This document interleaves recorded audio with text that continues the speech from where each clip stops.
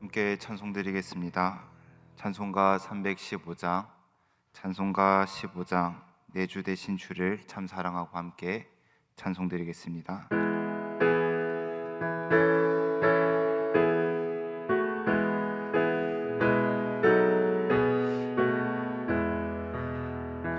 내 주 되신 주를 참 사랑하고 곧 그에게 죄를 다고 합니다. 그는 은혜를 주신 내 예수시니 이전보다 더 사랑합니다. 주 날 사랑하사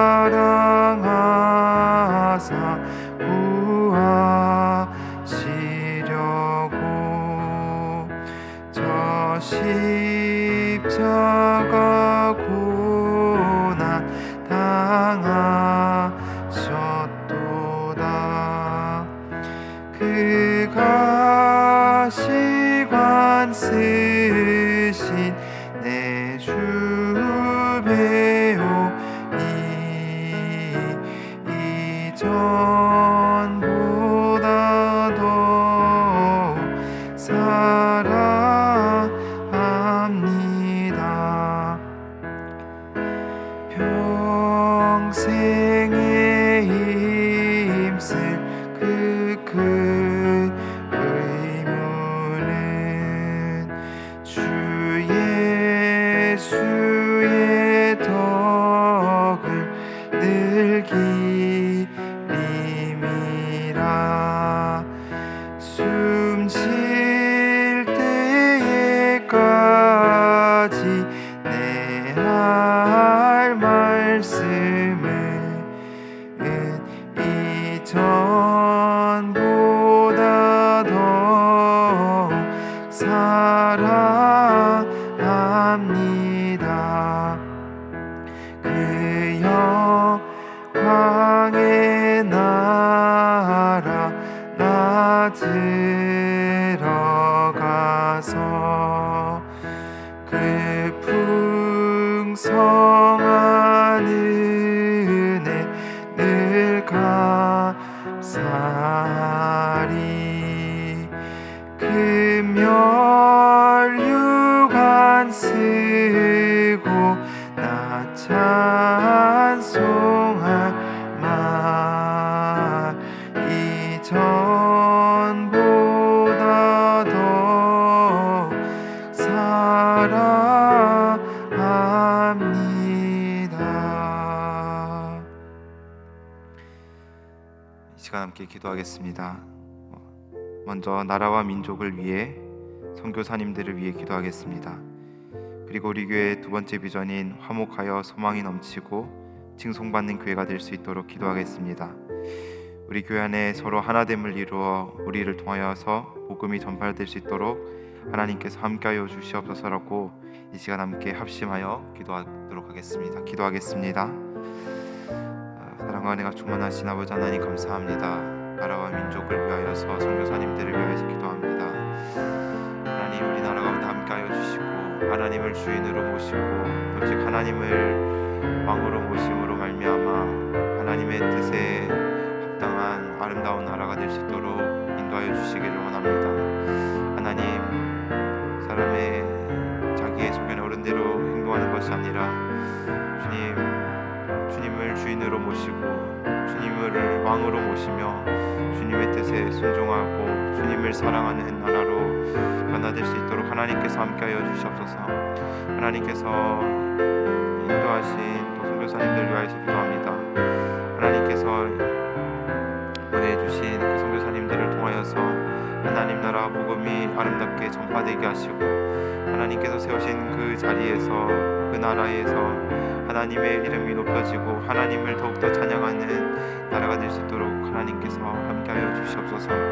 하나님, 우리 교회 비전을 위해서 두고 기도합니다. 우리 교회가 화목하여 소망이 넘치고 칭송받는 교회가 될 수 있도록 인도하여 주시고, 우리 교회가 서로 하나가 되어 서로 사랑하고 서로를 세워주며 서로를 위해 기도하며 우리의 삶을 통하여서, 우리의 교회를 통하여서 복음이 온전히 전파될 수 있도록 인도하여 주시옵소서.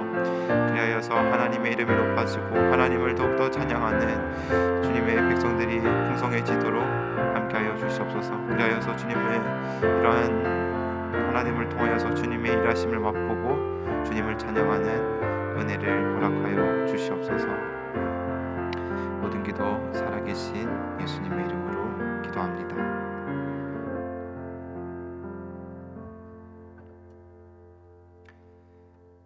오늘 볼 하나님의 말씀은 요한복음 21장 1절에서 14절까지 말씀입니다. 요한복음 21장 1절에서 14절까지 말씀입니다.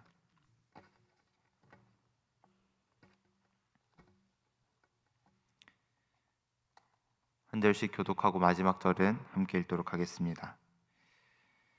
그 후에 예수께서 디베랴 호수에서 또 제자들에게 자기를 나타내셨으니 나타내신 일은 이러하니라. 시몬 베드로와 디두모라 하는 도마와 갈릴리 가나 사람 나다니엘과 세베대의 아들들과 또 다른 제자 둘이 함께 있더니, 시몬 베드로가 나는 물고기 잡으러 가노라 하니 그들이 우리도 함께 가겠다 하고 나가서 배에 올랐으나 그날 밤에 아무것도 잡지 못하였더니, 날이 새어 갈 때에 예수께서 바닷가에 서셨으나 제자들이 예수이신 줄 알지 못하는지라. 예수께서 이르시되 얘들아 너희에게 고기가 있느냐? 대답하되 없나이다. 이르시되 그물을 배 오른편에 던지라.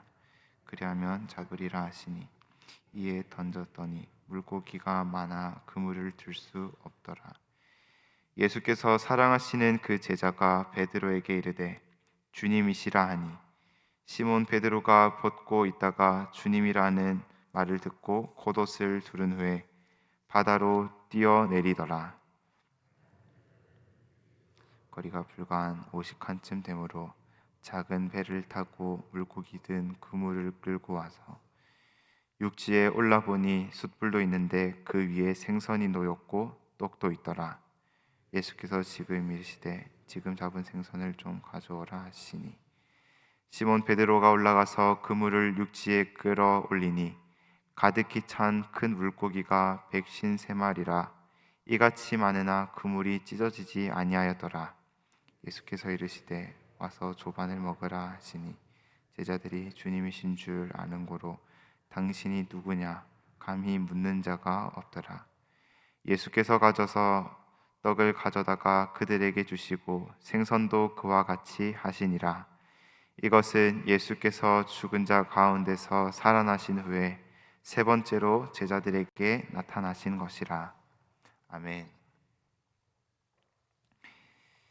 예수님께서 잡히시기 전에 제자들을 향해서 오늘 밤에 너희가 다 나를 버리실 것이다 라고 말씀하셨습니다. 이 말씀을 들은 베드로는 강력하게 말했습니다. 모두가 주님을 버릴지라도 저는 절대 버리지 않겠습니다. 어떤 상황이 오더라도 주님을 저버리지 않겠습니다. 절대 그런 일은 없습니다 라고 말을 했습니다. 그런데 베드로가 큰 소리를 치고 하루도 지나지 않아 그 결심은 한순간에 깨지고 말았습니다.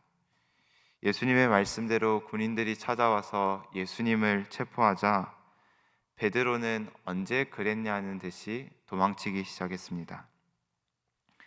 그리고 한 여종이 베드로에게 너도 예수님의 제자 중 하나가 아니냐는 묻는 질문에 베드로는 강력하게 부인했습니다. 나는 내가 무슨 말을 하는지 모르겠다. 나는 그분을 알지 못한다 라고 강력하게 부인했습니다. 베드로는 큰 소리로 예수님 앞에서 결단을 했지만 이후의 모습을 보면 전혀 다른 모습을 우리는 보게 됩니다. 그런데 이런 베드로의 모습은 베드로에게만 나타나는 일이 아닙니다. 우리도 결단한 내용과는 다르게 다른 삶의 모습을 보이기도 합니다. 때로는 우리는 이렇게 고백합니다. 주님, 인생에 어떤 고난이 찾아오더라도 주님을 끝까지 신뢰하겠습니다. 지금까지 나의 삶을 인도하신 주님만을 바라보겠습니다. 죄의 유혹이 오더라도 절대 넘어가지 않겠습니다. 주님의 말씀에 온전히 순종하겠습니다. 그런데 막상 사업의 위기가 찾아오고 직장에서 어려운 일을 만나게 되고 가정 안에서 풍파를 겪게 되면 결단한 내용과는 다르게 우리는 흔들리기도 하고 쉽게 넘어지는 모습을 보게 됩니다. 죄의 여러 가지 유혹 앞에서는 하루에도 수십 번 넘어지는 모습을 보게 됩니다. 이렇게 결단한 내용과는 다른 모습으로 우리가 살아갈 때 우리 안에는 오늘도 실패했구나, 오늘도 넘어졌구나 하는 마음이 들기도 합니다. 오늘 말씀에 등장하는 베드로의 마음이 이러했습니다. 자신의 말과 행동이 너무 다르다는 것을 보면서 깊이 낙심하고 있었습니다. 그런데 오늘 본문은 이러한 상황 가운데 있는 베드로를 향해 예수님께서 찾아오시는 것으로 시작하고 있습니다. 오늘 본문 21장 1절 말씀입니다. 제가 읽어드리겠습니다. 그 후에 예수께서 디베랴 호수에서 또 제자들에게 자기를 나타내셨으니, 예수님은 예수님을 끝까지 부인하고 저버린 베드로에게 찾아오셨습니다. 인생의 실패를 경험하고 무기력한 베드로 앞에 예수님께서 다시 찾아오셨습니다. 우리는 여기서 예수님이 어떤 분인지를 보게 됩니다. 예수님은 우리를 찾아오실 때 우리가 완벽하게 있고 주님이 원하시는 모습으로 있을 때만 찾아오시는 분이 아닙니다.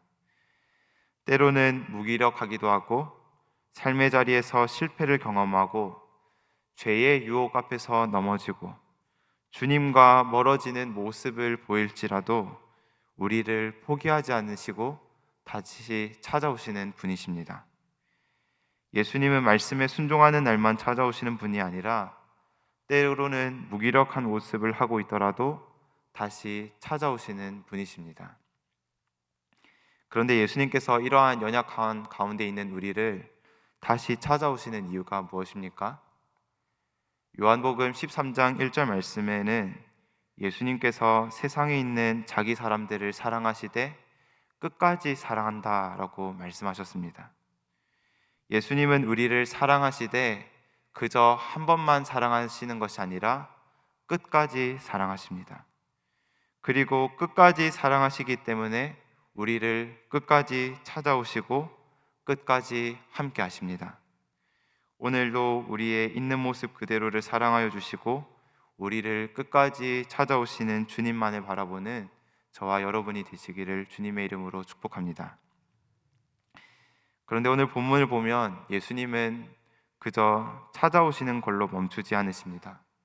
본문에서 제자들은 예수님이 찾아오셨다는 것을 알고 예수님이 있는 곳을 향해 나아갔습니다. 그런데 예수님이 있는 곳에는 예수님이 준비하신 숯불 위에 생선과 떡이 준비되어 있었습니다. 그리고 12절 말씀에서 예수님은 그들을 향해서 와서 조반을 먹으라고 말씀하셨습니다. 사실 예수님께서는 베드로와 제자들의 마음 깊은 곳에 있는 죄송한 마음과 낙심하고 있는 상태를 누구보다 잘 아셨습니다. 그때 예수님께서는 제자들을 만나면서 그때 왜 내 곁을 도망쳤냐고, 왜 나를 부인했었니? 라고 묻지 않으셨습니다. 오히려 따뜻한 음식을 나누시면서 상한 마음을 위로하셨습니다. 그리고 그들을 정죄가 아닌 식탁의 자리로 부르시면서 너희는 여전히 나의 제자다, 나는 너를 버리지 않았다고 말씀하십니다. 다시 한번 그들을 품어주시면서 주님의 제자의 모습으로 살아갈 수 있도록 회복시켜 주셨습니다. 베드로는 예수님께서 잡히시기 전에 주님을 저버리지 않겠습니다 라고 자신 있게 외쳤지만 무너진 모습을 보였습니다. 결단은 했지만 실패했습니다. 주님을 사랑한다 라고 말하면서도 주님을 부인했습니다. 그런데 예수님은 그런 베드로를 외면하지 않으시고 다시 찾아오시고 다시 한번 말씀하시며 다시 회복시켜 주셨습니다. 우리의 인생도 마찬가지입니다. 우리는 자주 넘어지고 자주 실패합니다. 그런데 오늘도 주님은 그렇게 실패하고 넘어진 우리를 다시 한번 찾아오십니다. 그리고 다시 한번 말씀해 주시면서 우리를 일으켜 주십니다. 그러므로 오늘도 나를 다시 찾아오시고 나에게 말씀하여 주시고 나를 회복시켜 주시는 주님만을 바라보기를 원합니다. 오늘 하루도 나의 결단이 아니라 나를 사랑하시되 끝까지 사랑하시고 나를 끝까지 포기하지 않으시는 주님 안에서 다시 일어서는 은혜가 있기를 원합니다. 그리하여 오늘도 우리를 찾아오시고 말씀하시며 회복시켜 주시는 주님의 은혜 가운데 승리하는 하루를 보내는 저와 여러분이 되시기를 주님의 이름으로 축복합니다. 기도하겠습니다. 우리를 사랑하시되 끝까지 사랑하시고 변함없이 사랑하시는 하나님 아버지, 오늘도 우리는 넘어지지만 그러한 우리를 오늘도 찾아오시고 일으켜 세워주시기에 오늘도 일어설 수 있음을 고백합니다. 끝까지 포기하지 않으시고 찾아오시고 말씀하시며 회복시켜 주시는 주님, 오늘도 하나님께서 부르신 삶의 자리에서 그 주님만을 바라보게 하여 주시옵소서. 그리하여 넘어지더라도 다시 일어서게 하시고 주님 안에서 온전히 회복되는 은혜를 허락하여 주시옵소서. 모든 기도 살아계신 예수님의 이름으로 기도드립니다. 아멘.